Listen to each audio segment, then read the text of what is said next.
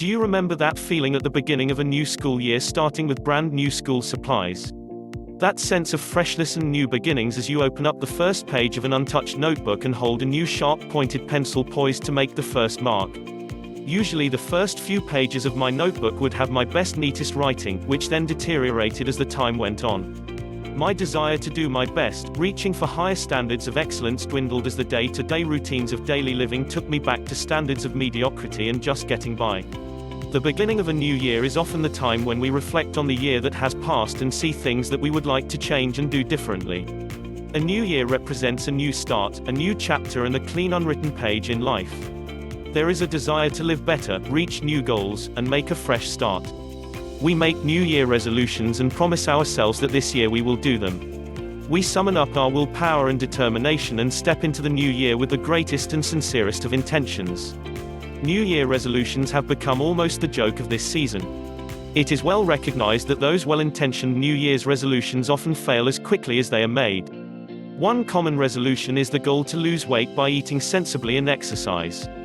It is the busiest time of year for fitness centers, but statistics have shown that new memberships are rarely kept up more than a month or two. One thing that New Year resolutions do show is that good intentions are not sufficient to make permanent changes in our lives. Why do most New Year resolutions fail? We are motivated by pleasure in life rather than pain. Many resolutions involve some kind of deprivation of pleasure, whether it be eating or stopping a bad habit. We know that although we enjoy our bad habits, their consequences are ultimately not beneficial for either our health or life. The desire for instant gratification for short-term pleasure is far stronger than any mental, logical sense of reason in most cases. We know in our head what we should do, but doing it when it opposes our immediate desires is tough. Our mind is composed of two parts, the conscious and subconscious mind. Brain activity takes place through neurons. In 1 second of time, the conscious mind uses 2,000 neurons, and in that same second the subconscious mind uses 4 billion neurons. This means that every second there are 2,000 neurons making conscious decisions and 4 billion neurons making subconscious decisions.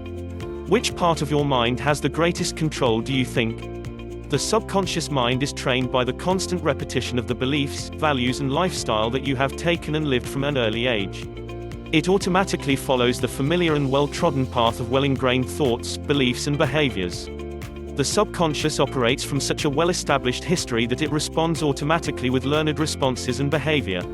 This is why it is so difficult to create new habits of thoughts and behaviors. The subconscious mind will always try to revert to old familiar way of doing things, because they have become so automatic. The conscious mind has a hard job to make permanent changes because of the power of those 4 billion neurons.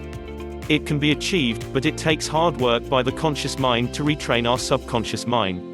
It is said that you need to do something at least 30 times to create a new habit. For changes in lifelong learned behaviors it can take far more than that.